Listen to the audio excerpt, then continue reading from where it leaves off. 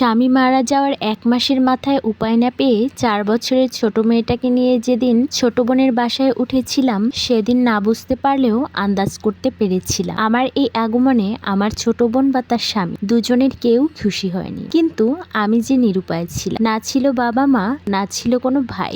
দুকুলে থাকার জন্য শুধু ছোট বোনটাই ছিল, তাই বাধ্য হয়ে তার বাড়িতে এসে ঠাঁই নিতে হলো। বোনের বাড়িতে উঠেছি প্রায় সপ্তাহখানেক হবে। খেয়াল করে দেখলাম বোনটা আমাকে আর আগের মতো আপু আপু বলে ডাকে না, আমার সাথে আগের মতো নরম স্বরে কথা বলে না। বাড়ির কাজগুলো থেকেও কেমন যেন নিজেকে সরিয়ে নিয়েছে সে। বুঝতে পারলাম সে আমার আপন বোন হলেও আমার এভাবে আগমনে সে মোটেও খুশি নয়। কিন্তু সব বুঝতে পারলেও কিছু বললাম না। চুপচাপ ঘরের কাজ করে মেয়েটাকে নিয়ে বাড়ির এক কোণে থাকতাম, কারণ আমার যে যাওয়ার আর কোনো জায়গা নেই। এই ছোট বাচ্চা মেয়েটাকে নিয়ে কোথায় যাব আমি? তাই মুখ বুজে বোনের বাড়িতেই পড়ে রইলাম। একদিন রাতে থালা বাসন ধুয়ে রুমে আসার সময় বোনের রুম থেকে কিছু কথা কানে এসে লাগলো। বুঝলাম তারা আমাকে নিয়েই কথা বলছে। শোনাটা ঠিক হবে না, তাও অবাধ্য মন তো মানে না। তাই দরজার কাছে দাঁড়িয়ে শুনতে লাগলাম তাদের কথা। আমার বোনের হাজবেন্ড তাকে বলল, নীলা তোমার বোন এই বাড়ি থেকে কবে যাবে বলো তো? কতদিন হয়ে গেল, এখনো এখানেই পড়ে আছে। তোমার বোনের জন্য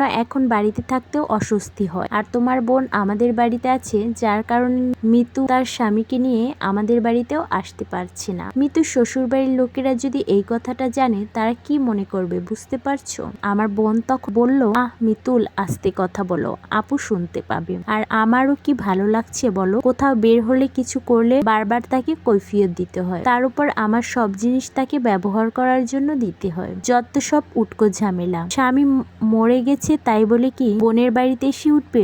শ্বশুর বাড়ির কারো গলায় গিয়ে ঝুলতে পারেনি, পাড়া প্রতিবেশীরা কি বলবে? তুমি তোমার বোনকে যত তাড়াতাড়ি সম্ভব নিজের ব্যবস্থা করতে বলে দাও। আমার বোন তখন বলল, আরে এভাবে কি ধুম করে মুখের উপর ডলে যেতে বলা যায় নাকি? কেউ জানলে তো আমাদেরই দোষ দিবে।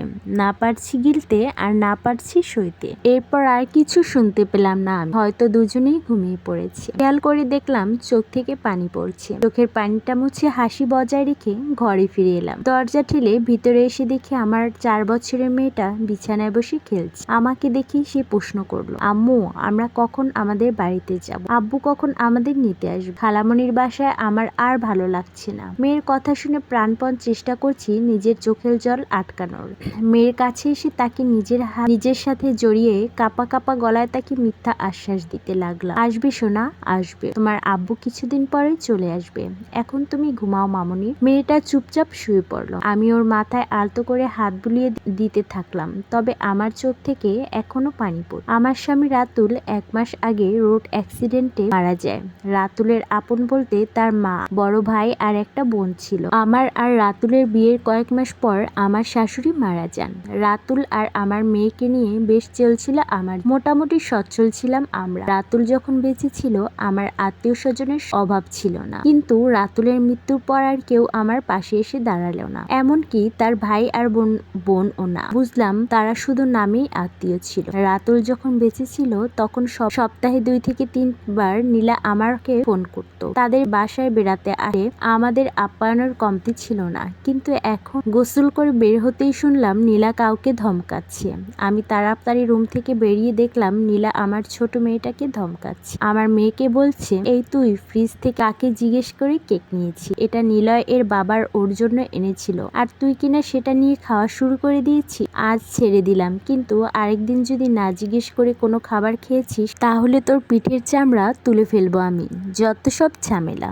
নীলা আমার মেয়ের হাত থেকে কেকের পিসটা কেড়ে নিয়ে ডাস্টবিনে ফেলে দিল। আমি সামনে এগিয়ে গেলাম না, ঠাই দরজার সামনে দাঁড়িয়ে রইলাম। নীলা চাইলেই কিন্তু কেকটা আমার মেয়েটাকে দিতে পারে, কিন্তু সে তা না করে কেকটাকে ডাস্টবিনে ফেলে দিল। এখন প্রায় বিকেল 3:30। আমি আবার সব জিনিসপত্র গুছিয়ে নিলাম। আর যাই হোক, যে বাড়িতে আমার মেয়েটাকে সামান্য কেক খাওয়ার জন্য কথা শুনতে হয় সে বাড়ি আমি আর আশ্রয় নেব না। মানুষের বাড়িতে কাজ করে রোজগার করব, তাও আর অন্যের উপর নির্ভরশীল থাকবো না। আচ্ছা, টাকায় কি সব? টাকা ছাড়া কি কারোর সাথে সম্পর্ক রাখা যায় না? পরক্ষণে নিজের মনকে বললাম, হ্যাঁ, দুনিয়াতে এখন টাকাই সব। টাকা ছাড়া যে মানুষের কোনো মূল্য নেই, রাতুলের মৃত্যু সেটা আমাকে চোখে আঙুল দিয়ে দেখিয়ে দিয়েছে। নীলা আর তার স্বামী চাইলেই আমায় সাহায্য করতে পারত, তাদের সে সামর্থ্য আছে, কিন্তু তারা তা করলো না।